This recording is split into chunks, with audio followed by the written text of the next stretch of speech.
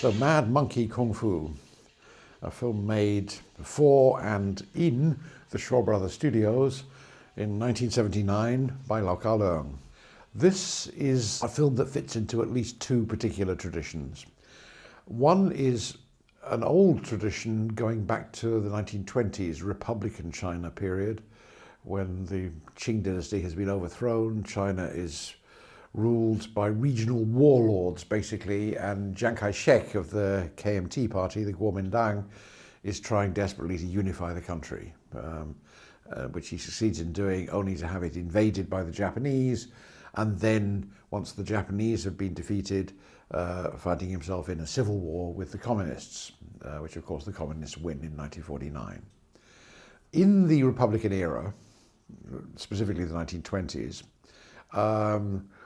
China was ruled by regional warlords. A number of powerful figures set up private armies to try and control their regions of the country and asserted all kinds of dominance in the country at that time, including droit de seigneur, as I believe the medieval world in Europe used to think of it. There are many stories from this time of opera troupes performing around the country, and of leading ladies, at that time played by gentlemen. So the film is somewhat anachronistic in that respect, in that we have a leading lady on stage here from the very beginning of the film, played by a woman in reality. But in any event, it was apparently not unusual for local warlords or local figures of power and authority to lust after the figures they saw on the opera stage and to invite them back for dinners and privately, and for who knows what kind of hanky-panky that might eventuate. Now, you've almost certainly encountered some stories like that yourselves from just viewing Chinese films in general. The most famous single example historically is the story of a hapless opera actor called Chu Hai-tang, which has been many times filmed, both in China and in Hong Kong, and there are lots of versions of it. Chu Hai-tang is a female impersonator on the opera stage who comes under the gaze of a particular warlord, is taken back, is sodomized, is generally ill-treated, and when he protests, ends up with a scarred face and has to cope with disfigurement. As I said, this story has been told many times. It's been filmed repeatedly, including once by Shaw Brothers under the title Vermilion Door. It occurs again after this film, in a context where you may well have come across it, which is a film by Chen Kai-ge called Farewell My Concubine, the first Chinese film to win, or at least share, the Palme d'Or at the Cannes Film Festival. This is a recurrent trope in modern Chinese culture, and it's part of, I guess you can call it a folk memory. I mean, everybody knows that this kind of thing went on, and it became a recurrent feature of much fiction. This film starts from that very premise. Lau Kar-leung is using this motion. The script, which he probably didn't follow very closely, is by Ni Kuang, prolific pulp writer, and who is simply recycling an old idea in just the same way that Lillian Lee did in Farewell My Concubine. This film begins not with one of Lau Kar-leung's traditional credit sequences of a summary of the action being played out against full plain colour backdrops, a sort of abstract of the film to come. But this starts with an opera performance on stage, featuring himself as the lead male performer, and his then girlfriend, or girlfriend-to-be. I mean, who knows the intimate details of this relationship, but Kara Wai, or in Mandarin, Hui Yinghong.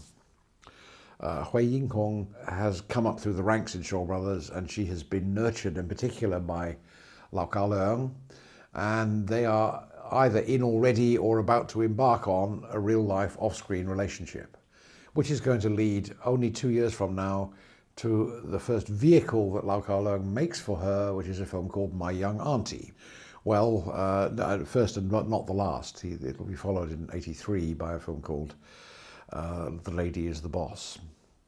And she will appear right to the end. She's even in 8 Diagram Pole Fighter, which is his last studio film at Shaw Brothers.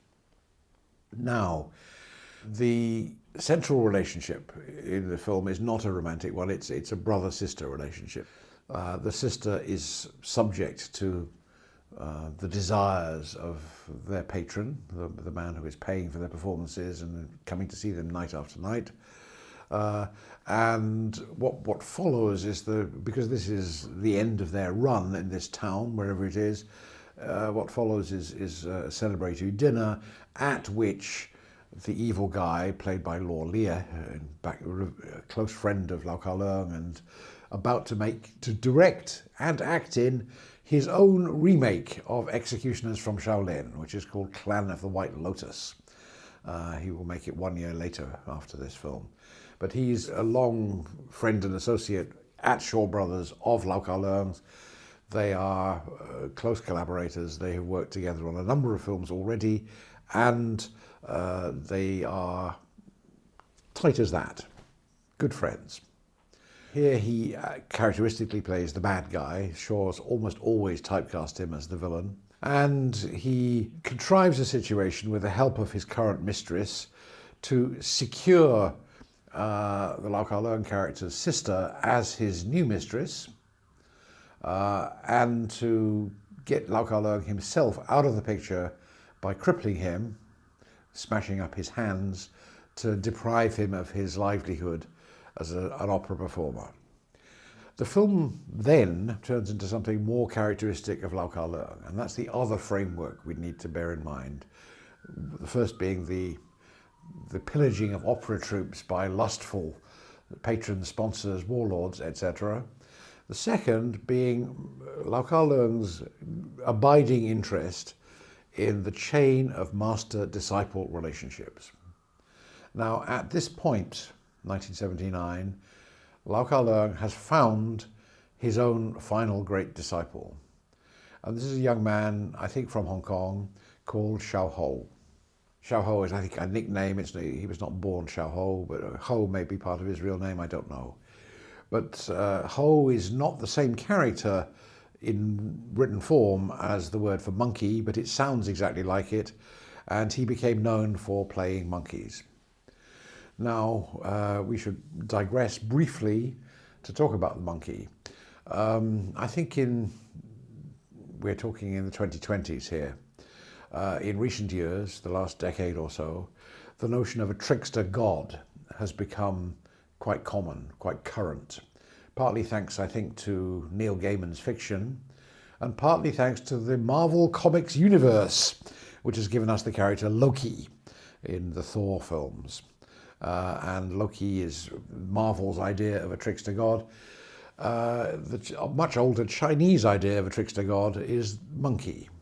Monkey is best known in the West, and probably in China too for that matter, for his appearance as one of the key protagonists in the great novel from the late Ming Dynasty or very early Qing Dynasty called Journey to the West.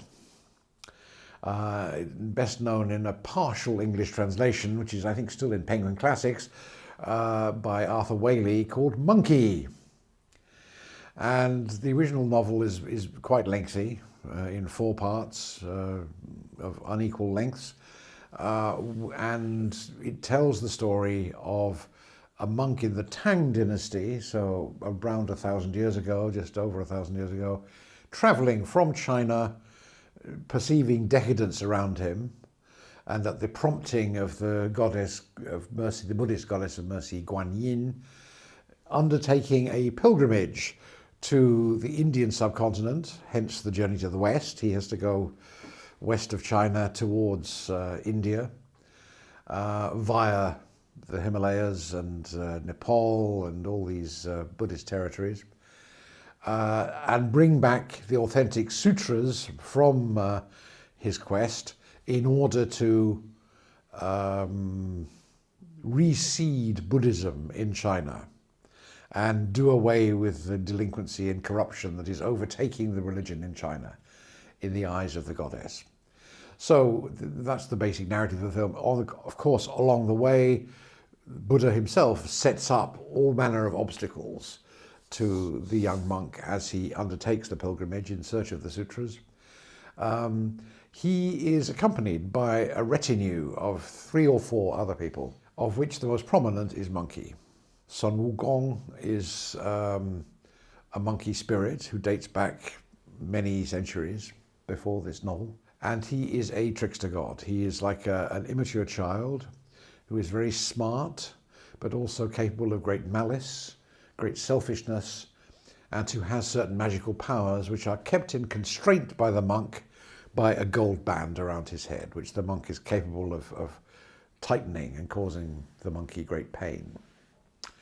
So this long-standing archetype, going back 500 years or so to the novel on which many film versions have been based, not to say TV series as well, this archetype is deployed on the opera stage and off the opera stage by the Lau Kar Leung character in this story. And when he is crippled, maliciously crippled by his love rival who exercises his power, he becomes an entertainer on the streets with a pet monkey. The bad guys are very bad in this film, and the next thing they do, apart from protection racketeering and forcing him to hand over all his takings, is kill the monkey. But what should happen along now is a young man called Xiaohou who wills a master-disciple relationship into existence. He badgers the old teacher and says, "Teach me your art." And his strategy to persuade the highly reluctant old master is to behave like the monkey that he's lost. Monkey impersonations are not new in Kung Fu films, but this is a particularly good one. Xiaohou is very, very good at this, as well as being, as you would expect from a chosen disciple of Lau Kar Leung in real life. He is a sensationally good martial artist, and he has the acting chops to deliver a proper performance. The main body of the film, which I'm sure that Ni Guang didn't script because I don't think it was scriptable, it came directly from Lau Kar Leung himself and his real-life relationship with Xiaohou, was is the training process.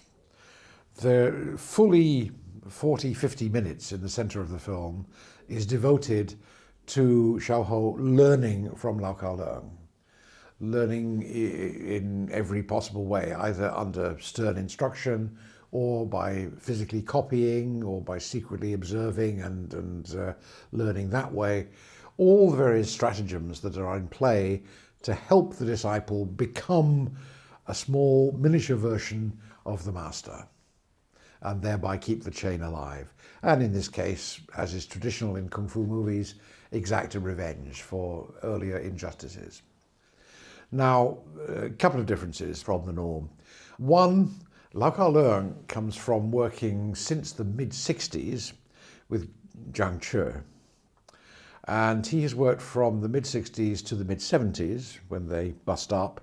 Now, Zhang Che is widely believed in Hong Kong to have been a gay director. I mean, he was married, very long-lasting marriage. His wife seems to have been a very long-suffering woman, but he was noted for all-male casts. Many of his films have all-male casts, and he was noted also for finding young male protégés and building them up in roles, and very often killing them off in hideous, bloody death sequences in which they undergo some kind of martyrdom, and occasionally using swords and other metal poles and such like as very phallic symbols to execute their deaths. Lau Kar Leung has lived with this for a good solid decade and has been required to stage and execute all kinds of male bonding scenes, often with largely undressed male leads, and gruesome, brutal, bloody martyrdoms between these couples. Lau Kar Leung comes to making his own films with a key awareness of these gender issues, which have been either expressed openly or at the very least sublimated in the many, many films he has made with Zhang Che. He is aware that when he constructs a male couple, as he does in this film, the master-disciple, he's well aware that this is not exactly a conventional situation, that there may be some kind of sexual undercurrent in it. It's a kind of crypto-gay situation, and Lau Kar-leung plays through it by introducing characters who are explicitly sexually ambiguous, by creating situations in which one character's identity can be at least briefly compromised and turned into something else, something much more androgynous. He creates a very interesting situation in the film when, towards the climax, when Xiao Ho goes back to the brothel where the original conflict occurred and marches in disguise, and tells the obsequious staff of the place that he wants men. It's the staff are not terrifically fazed by this. They just say, we don't have that kind of thing here. Sorry, but Xiao Ho is intransigent. I want them. And men are sought. They come. He incapacitates them instantly on the spot, because what he really wants to do is to take out the supporting forces to pave the way for a proper attack on the establishment. It's not a sexual request, but he knowingly presents it as a sexual request. It's a good joke, I think, but it also reflects Lau Kar-leung's awareness of what the subcurrents might be in this situation. He's, after 10 years of working with Zhang Che, how could you not? So Lau Kar-leung is known from film to film for presenting master-disciple relationships, training relationships, which have something to do with his own distant heritage from the real-life Wong Fei-hung.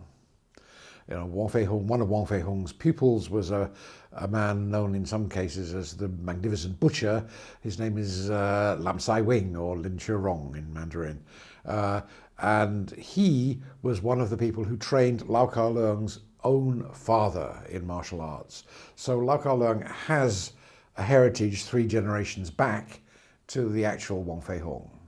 That is why I think it's justified in this film when we see his training of Xiao Ho begin in earnest.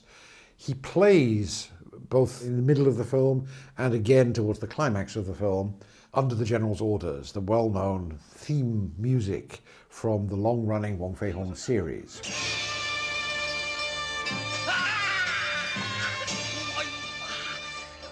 He perhaps has more entitlement to use the thing, this music, than most filmmakers do, because he's in that chain himself, in a sense. He speaks from within that specific tradition. In any event, in this particular case, the variation that he's exploring is that of a master, played by himself, who has lost all will to teach, and a pupil who is absolutely determined to force him to teach. That's the dynamic of the piece in this case. And it's executed with, I think it's fair to say, consummate skill. To see the two of them, to see the master and his real-life disciple playing a reluctant master and his over-eager disciple in the fiction, gradually coming into perfect sync together, and to be effective in the final assault on the bad guys in the brothel, is quite something. It's a feat of both martial arts and choreography, and I think it delivers a bit of new energy to the genre and to the dynamic that Lau Kar-leung has explored in film after film.